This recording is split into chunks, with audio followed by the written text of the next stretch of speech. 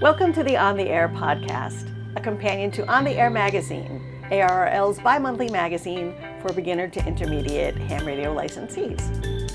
I'm your host, Becky Schoenfeld, W1BXY, and I'm also the editor of On the Air.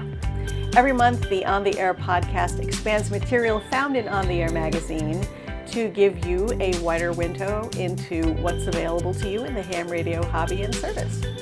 The On the Air podcast is sponsored by ICOM for the love of ham radio. So welcome to the January 2024 episode. In the February 2024 issue, actually the cover story of that issue was a piece by Eric Nichols, KL7AJ, called A Fine Mess, Starting Your Ham Radio Junk Box. And it looks at a time-honored practice in ham radio of maintaining a collection of components such as transistors, resistors, diodes, sometimes even things like vacuum tubes, connectors, all manner of things that hams happen upon and keep lying around in case they want to build something, need to repair something, do a little experimenting. So here today, we're doing a little something different. We're actually on location at W1AW, ARRL's Hiram, Percy, Maxim Memorial Station, and we are in the workshop of W1AW Station Manager Joe Carcia, NJ1Q, and we're here in Joe's workshop behind the scenes where he does a lot of the work that makes the W1AW magic happen. So hello, Joe. Thank you for letting us into your space. Well, hello, and thank you very much for the interview and for allowing me to show off the workshop here. Yeah. This is the inner sanctum of W1AW. So yeah, there's a lot of stuff going on here. Clearly, you know, this is a working space. This is this is clearly a working space. W1AW is the unofficial repair station for staff, in addition to W1AW itself and W1HQ, the ARRL lab station. Mm-hmm. Here we will build stuff for staff, we'll repair stuff either for the station or W1HQ.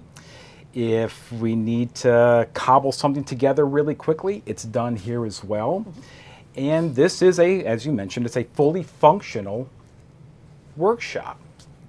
We try to keep it organized. Sometimes we're not always successful with that because usually we have 3 or 4 projects going in at the same time. Yeah, I know there's a lot going on here all the time.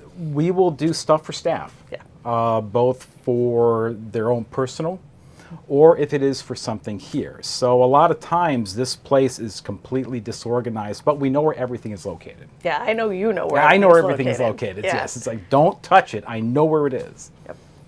So, and here we have, front and center, we have a couple of junk boxes.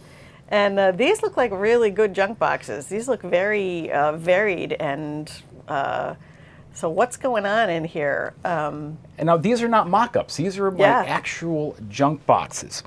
I have found over the years that when I'm taking something apart, I'm getting equipment from whatever the source, if I don't have a spot for it in the trays there, it goes in a box. I throw it in the box, and I know if I have to find something or I need something or working on something, I go, you know what, it's got to be in that box.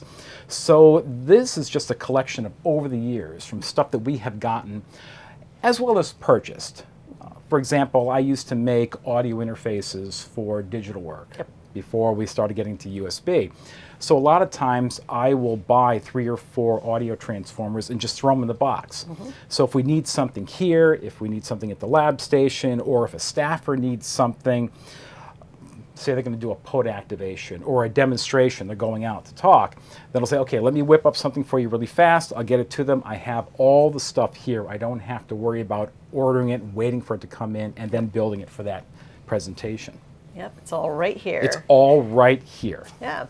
So, so junk boxes aren't even exclusive to ham radio, even though they may not be called junk boxes. I had grandfathers who tinkered and built, and I had a grandfather who could build anything out of anything, and he had a workspace that looked a lot like this. Not so heavy on the electronics, but I think if somebody is generally a tinkerer, they're going to have stuff like this They will. lying around.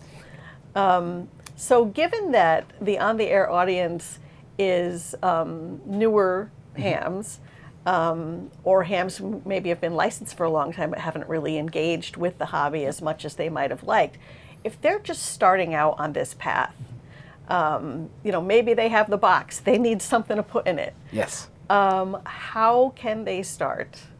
If they're looking just to establish a junk box, I would suggest going to any place that sells very inexpensive old electronics. Your thrift store, your Savers, your Salvation Army. I actually do that myself. Yeah. When I go in there just to look around, I will go to the electronics section. And I know that I can pick up, say, an old TV or something like that.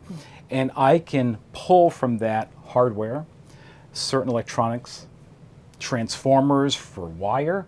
It's all in there. And in fact, when I was a Johnny novice, I had started building up my junk boxes by going to the local TV repair store that was a block away. The old junkers, they threw out in the street. I carted them back home and I disassembled them for the parts. And that's probably your best source. I mean, yes, you can go to these online auction areas and so forth to kind of build it up. But if you're looking for something inexpensive, if you're looking for something specific, you may find it in one of these type stores. Okay. In Eric's article in the issue, he mentions that most of his collection, and he says he's got literally hundreds of thousands of bits that he's collected over the decades. He says he's gotten almost all of them for free.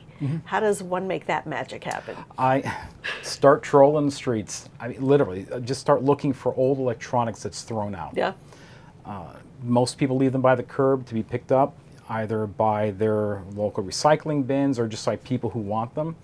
That is your best source for free stuff. And I'm sure the homeowners would be very glad that you picked up that old television or monitor from their property. But that's the best place. Great. So, with an established junk box like the ones that we're looking at here, this looks like a treasure trove. So I imagine that there must be a lot of different things that these collections of bits are good for. In the article, Eric talks about having built himself numerous pieces of gear that haven't cost him a dime. Yes. So things like that are possible? Oh, yes, as long as you get the right amount of equipment and you get the sources. Again, televisions, old VCRs, VHS players, stuff like that. I mean, for here, every single thing that I disassemble, it's here. Whether it's hardware, electronics, it's all here because I don't know if I might need that. Yep. I'll save screws. And there have been times when, say, a staffer needed something repaired, or I needed to repair something here. It's like, I need a screw for this. Oh my gosh, I have a whole container load of different size screws, and I can now use them. Yep. If it's a simple component, chances are, unless it's a specific value, because in resistors and capacitors there are standard values, I may have it here, simply because I culled it from some other place. So it's generally, if I need to build something or repair something, I probably have the pieces here. Okay. Can we dig around a little bit? Oh, sure. Feel free. Like what I know that we've got some. These are covers for connectors. alligator clips. Alligator clips. Yep. And what I will do is, if I get a box of junk, let's call it that, it's junk, I will go through it and see what I can use. And in this case, this actually came from a box of junk that was given to us. It was from an estate sale. It was either we take it or it's discarded. Yeah. So I said, nope, I'll take it. And I start throwing the stuff in there. And these are more large componentries and so forth. And so it could be anything. There is a transistor. The TO3 case. I have relays where, as you can tell, I was doing some experimentation with something. This was probably for power distribution, given how it's been wired. And okay, well, I don't need it now, so I'm going to stick it right back in the junk box. Yep. You'll see I have some older stuff in here that was also received as part of an estate. Well, you know what? I might have a need for that, and I'll throw it in there. Yep. it's here, we have it over here. I mean, you look through this, I have the printed circuit boards if I have to assemble something, packages of resistors and other components. These probably came from some of the cannibalized kits that the lab had, didn't want to discard them. Some stuff, like, as I said, I will purchase transformers and what have you if I need them. Additional connectors, anything that I think might be needed. This is actually from the original audio distribution box that we built as part of the renovation. Well, these are really nice 1/4-inch stereo jacks. Well, I've got dozens of these, but I may need this for something, so I'll just unsolder it, get the hardware, and screw it together and go on from there. And there's all sorts of things like that. There's another one. Yep. Because I look back at, will I need that? I may never need it, or I might need 4 of those next week if the lab needs something really, really quick, and they just do not have the resources at that point to build it. So we'll come here and we'll build it. Yeah, and it might be in a box. It might be in a box. Yeah.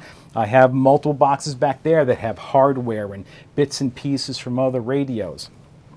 And again, we're always experimenting and building stuff here, and that's part of the fun of amateur radio, is that we will build stuff here and test it. Sometimes it works, sometimes it doesn't, but that's why we have all this other stuff. Yep.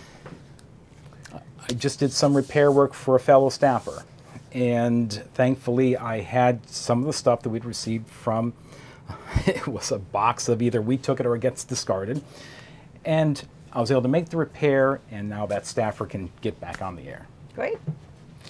So we talk about a junk box, and you have actual boxes junk here. Boxes, yes. You know, that's classically how it's referred to.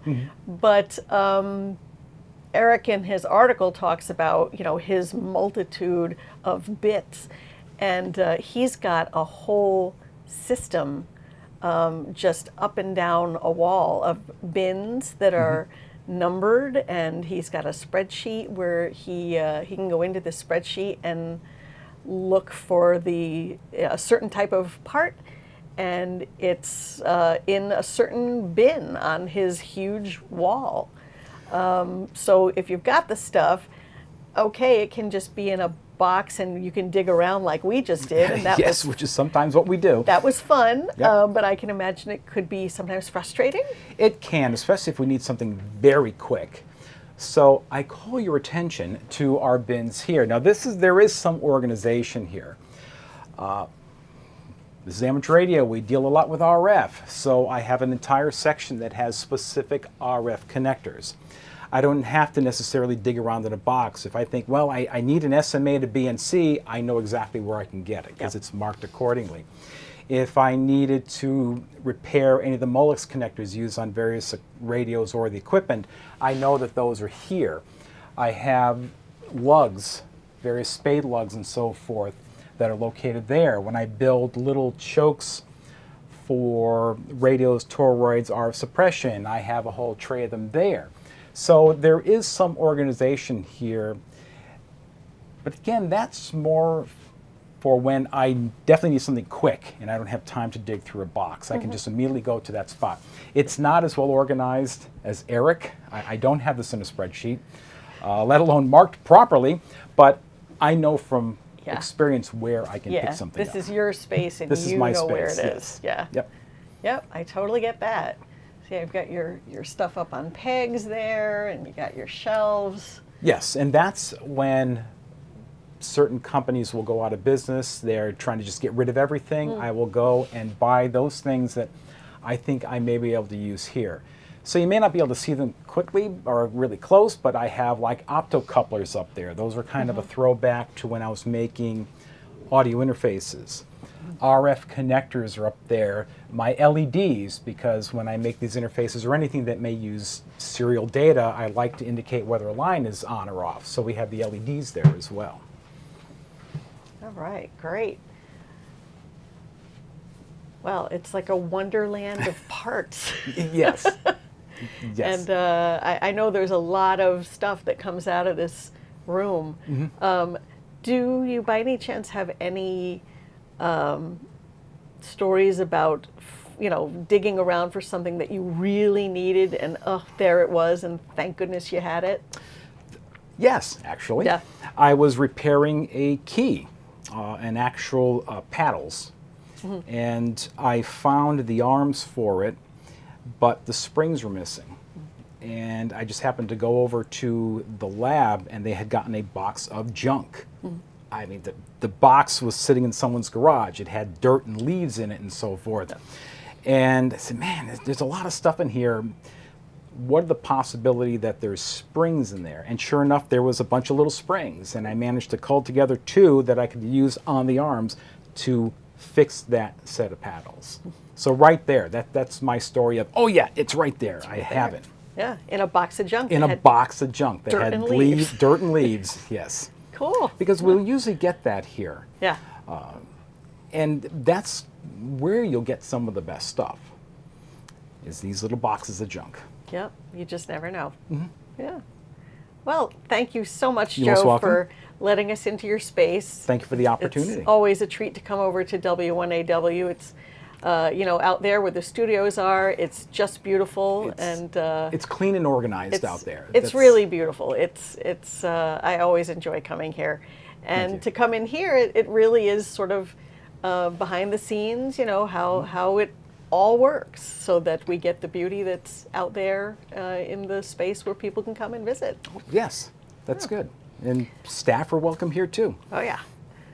So thanks for joining us. You're welcome. Joe Thank you. Carcia and J1Q, and we will be back in February with another episode 73.